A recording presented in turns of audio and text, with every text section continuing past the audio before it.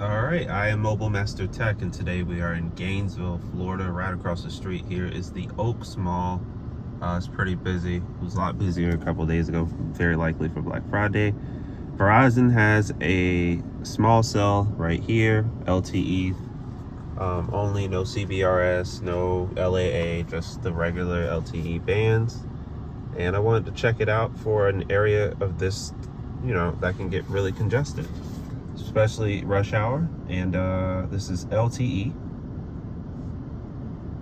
and let's run in the engineering screen, of course. Give me a minute, I can do that for you. Okay, engineering screen, activate. So we have band 66, 20 megahertz, and well, that is it.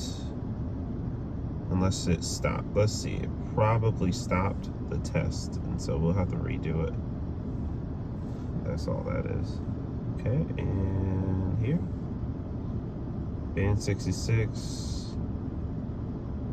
See, it's like fluctuating. Yeah, and that's it, band 66. Okay, 323 down for just band 66.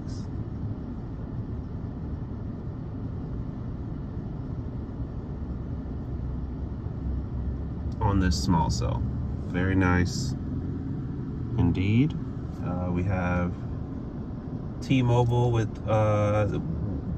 this area does have 180 megahertz of N41 online. They don't, they're all 1 gig backhaul, so I haven't seen one like actually show out, but this is T-Mobile. And if you notice, this is the Pixel 7 Pro, which will be replacing the S22 Ultra. I got it on a deal that I just couldn't pass up. It was literally free, so I said, well, that's the end of that. I always wanted to try it, so I went ahead and took the deal. This is the Fold 4, also on a crazy deal. So, yeah. So the whole lineup now is Fold 4, Pixel 7 Pro, and the iPhone 14 Pro Max. T-Mobile, this is standalone, I'm pretty sure. 38. Wait, let me see if it's standalone. I can tell you right now. Okay, I stand correct. That is not standalone. I thought the pings looked funny. Okay, so we have, it's 140 megahertz. I checked. I can't check on this phone, but I checked on my other one. It's 140 megahertz. For whatever reason, this tower didn't get the 180 yet, but I can confirm that band 41 is turned off. So no more band 41. That means that it's gonna get it soon. As for Verizon, like I said, it's just band 66. Now this tower will and does have the other bands to aggregate. I don't know why it hasn't for Verizon, but that's okay, because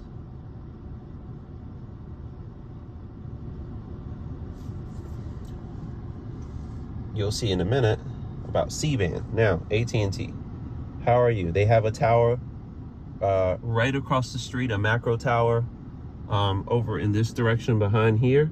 There's an AT&T store, and they have their own macro tower, so that's pretty cool. Does look like something's happening. They have the rope up, so maybe it's getting C-band and DoD.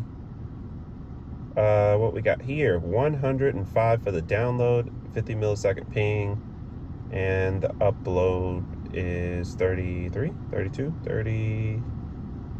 Okay, 32.1. That's pretty good.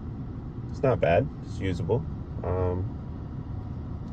They'd probably be the first to congest in the area, but not too bad. What we're gonna do is we're gonna go ahead and why is this on T-Mobile server? Let's switch this over to, that's weird.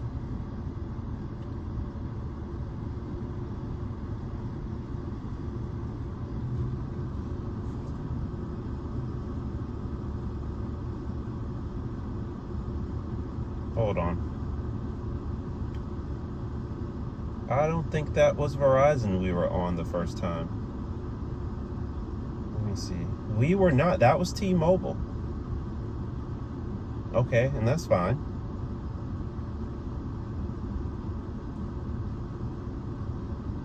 Okay, now here's Verizon. Sorry about that. That was T-Mobile. That first test, just forget about it. Now we're on Verizon LTE. You're seeing it had 300 for a second, but then it lost it.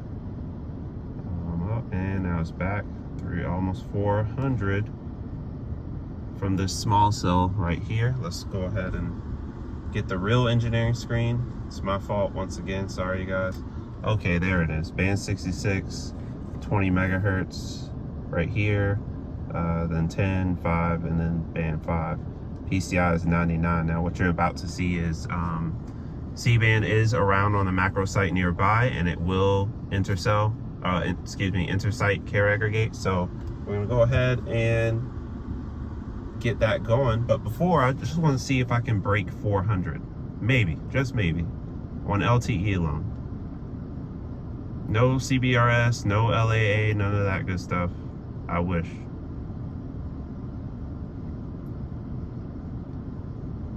Now it's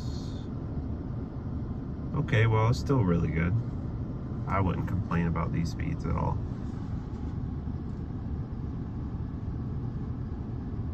All right, well, let's see what happens when C-band comes into the fray, if you will. I had to force LTE only because you can't force it on Verizon. Most Verizon devices, unless it's an iPhone, you can't force LTE. Verizon simply won't let you. Okay. And you see the 5G icon right there. It's in dual SIM mode. That's why the icon looks like that. You'll see a plus show up. There it is. And that means usually you're on mid-band. What I've found is the intersite speeds are slower actually than just doing the small cell on its own.